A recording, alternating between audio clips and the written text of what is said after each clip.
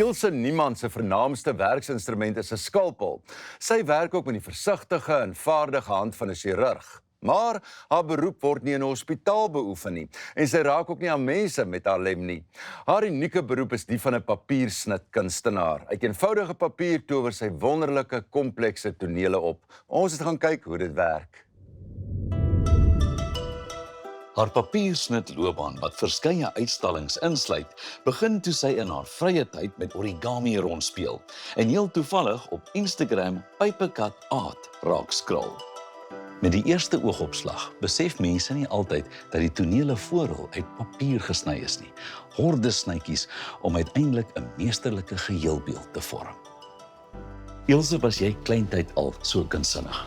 Ek dink so. Ek het altyd maar gesit en teken by die TV op 'n bord en prentjies gemaak en patrone gedoen en so aan. So ja, ek dink ek was. En jou idee was om na matriek te gaan kunstswat by die universiteit, by PE. Ja, want ek het nie kuns op skool gehad nie. So hulle het vir my gesê ek moet eers 'n oorbruggingskursus doen by die college en dit was absoluut fantasties. Dit was baie confusing want ek het tekstielontwerp op college gedoen. En toe ek nou daar op college is en al hierdie fantastiese nuwe goed leer, graphic design, etchings, linus, tekstiel, printing, alles. Toe weet ek nou regtig nie meer wat ek gaan doen nie. En op die ouend het ek toe nou glad nie universiteit toe gegaan nie. Maar daai kunsveel het gedraai toe jy jou man ontmoet het. Hy's self 'n kunstenaar en 'n kunstonderwyser. Hy het ook gaan kuns studeer by Stellenbosch, ek dink in die 80s, AME toe gegaan en natuurlik nie geweet wat om met sy graad te doen nie. So het hy nou sy HGD gedoen en toe het hy nou kunstonderwys gaan doen. My hoofvak was skilder, so olieverf is natuurlik een wat ek die meeste kies. En dan ook doen ek bietjie keramiek. Ek is liever voor om te verf met ink en ek doen ook petportraits, maar op hierdie stadium meeste van die fokus gaan maar eintlik in my onderwys. En julle het behalwe vir julle kuns, het julle ook 'n onderneming, net so 'n klipgooi hier op in Boston. Die roomwinkel, ja, die Framed Feather. Wel, Ilse het nog altyd 'n voeling gehad vir kuns en in 2009 het ek 'n kunsklasse aangebied vir volwassenes en Ilse het toe olieverfskilder gedoen en is ongelooflik net natuurlike talent wat sy gewys het. Maar met tyd het sy al meer begin, ek dink, verveeld geraak met die skilderwerk en begin leen meer na die kant toe van haar ontwerp waarna sy ook opgelei is. Omdat ek nou opgehou skilder het ek nou begin verveeld raak en gedink nee, ek kan nie net niks doen nie, ek moet kreatief wees. Ek het op Instagram gaan, ek het gesien origami, soos iets wat ek graag sal probeer. Ek het toe boekies gekoop en tutorials gekyk en dit begin vou. Ek het my eie Instagram-account begin, die Origami Studio, waar ek nou goedjies gemaak het soos jars of stars, wat hierdie klein sterretjies was. Ek het dit alles by die winkel gaan sit en daar probeer verkoop. Ek het 'n paar kommissies gehad vir troues en toe kom ek agter saam met die origami kuns gaan papercutting. En ek het net gedink dit is nou iets wat ek moet probeer. En ek het vir my 'n mandala gesit en teken een aand en ek het besluit ek gaan dit nou begin doen en toe sny ek hom uit. En dis gekocht. En nou is ons hier. En nou is ons 10 jaar later, 11 jaar later en ek kan nie ophou nie. Natuurtonele, bome, voëls, asook die historiese geboue in Kaapstad inspireer haar werk. 'n Groot kunswerk kan tot 8 maande neem, terwyl 'n kleiner papiersnit kunswerk binne 8 ure tevoorskyn kan kom. In die begin het ek begin met my katte. Ek het gedink ek moet fokus op iets vir baie lief is, wat my eie kan wees en die katte is natuurlik dit. Ek kan sien jy het baie katte. Ja. Het 6, is ek reg? 6, ja. Toe ek dan skets ek hulle en dan het ek nou hierdie designs by dit gesit om nou 'n design te doen. En ek het 'n paar kommissies gedoen vir 'n vrou in Nederland en my oom en so aan. Daarna het hy vir my gesê, maar miskien moet ek fokus op iets meer relevant, soos meer contemporary soos tipe kuns. Maar die katte het die mense daarvan gehou, ek het 'n paar verkoop Is dit nou die cut-outs, né? Ja, die cat. Dit is nie die cut-outs nie, dis die Dis die cut-outs. cat-outs, ja. Dis hy wat gesê dis cat-outs, toe hou ek nou maar daarby. Dis baie cool. Ja.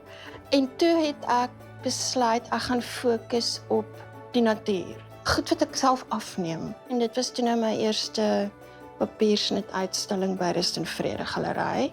Ek het toe 2 jaar later, dit was tydens COVID, gewerk aan die geboue van Kaapstad. En dit was my tweede uitstalling by Rust en Vrede wat in 2021 was. So waar begin 'n mens nou met hierdie uitsnywerk? Wat ek meestal doen is ek neem 'n foto, dan sal ek die foto redelik edit op foto-apps om hom nou in 'n stencil te verander. Want 'n stencil is belangrik want alles moet aan mekaar vas wees. Anders val die hele ding uit mekaar. Jy weet dan sal ek 'n teken en begin sny. En dan op die ou end sny jy en jy sny en jy sny en jy sny en dan is dit klaar en dan rom ek dit tussen 2 panele glas want hy moet nou float om nou 'n shadow in 'n shadow box. En dan gee hy daai effek. Ja. En 'n mens moet geduld hê, né? Ja, jy moet maar geduld hê. Dis baie terapeuties. Ek dink ek doen dit juis omdat dit vir my geduld leer.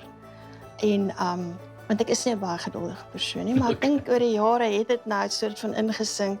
Dis terapeuties. Ek luister na audioboeke. Dit is regtig baie lekker vir my.